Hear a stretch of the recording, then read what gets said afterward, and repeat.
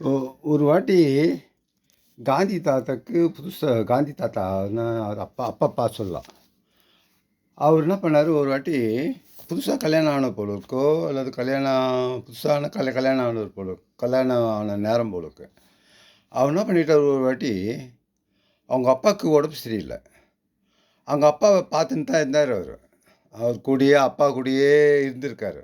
அப்பா கூடயே உட்காந்துன்னு கொண்டுன்னு இருந்தோடனேயும், சரி அப்பா கொஞ்சம் தூங்குறாரு, ரெஸ்ட் எடுக்கிறாரு அப்படின்னு ரெஸ்ட் எடுக்கட்டும் அப்படின்ட்டு, புதுசா கல்யாணம் ஆன மனைவியில, அவ என்ன பண்ணிட்டா ஜாலியா சரி மனைவி கூட போயிட்டு ஜாலியா இருக்கலாம் அப்படின்ட்டு கீழ இறங்கி வந்துட்டு, நல்ல நல்லா ஜாலியா இருந்துட்டு ஜாலியா இருந்துட்டுருக்கிறாரு. அப்பலாம் சரி இதெல்லாம் முடிஞ்ச பிறகு அவரு என்ன பண்ணிக்கிறாரு, நேரா அப்பா போய் பார்க்கலாம். அப்பா இது ரெஸ்ட் எடுத்துருந்தாரு, என்னாச்சுன்ட்டு போய் பார்க்கலான்னு போனா, அப்பா இறந்துட்டாரு.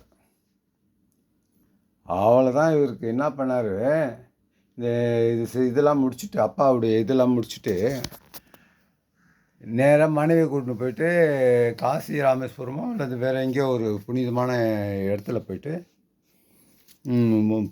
புனிதமான இடத்துல போயிட்டு என்ன பண்ணிட்டாரு அவரு, மனைவிய கூப்பிட்டு, ஐயருங்கள்லாம் கூப்பிட்டு, "இனிமேல் எனக்கு நீ மனைவி இல்ல. என்னுடைய தங்கச்சியோ, அக்காவோ இந்த இந்த இந்த சகோதரத்துவம் நம்மளுக்குள்ள இனிமேல் நீட்டிக்கிட்டோம். நீயும் கணவனும் மனைவியும் இனிமேல் அந்த உறவே இருக்கக்கூடாது.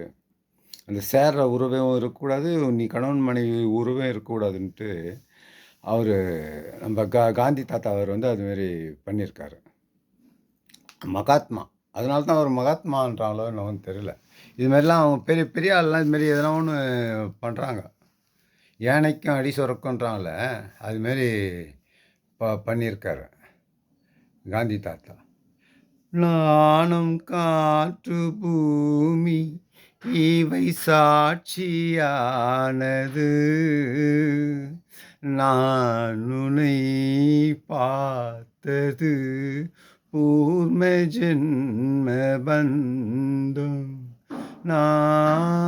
இனி நீ நான் வாழ்வோம் வா கண்ணே நிலவு தூங்கும் நேரம்." அவங்க அவங்க அப்பா எல்லாம் தூங்கி ரெஸ்ட் எடுக்கிறான்னு நினச்சிக்கிட்டு இவர் இப்படி பண்ணிட்டுக்கிறார் காந்தி தாத்தா. All the best.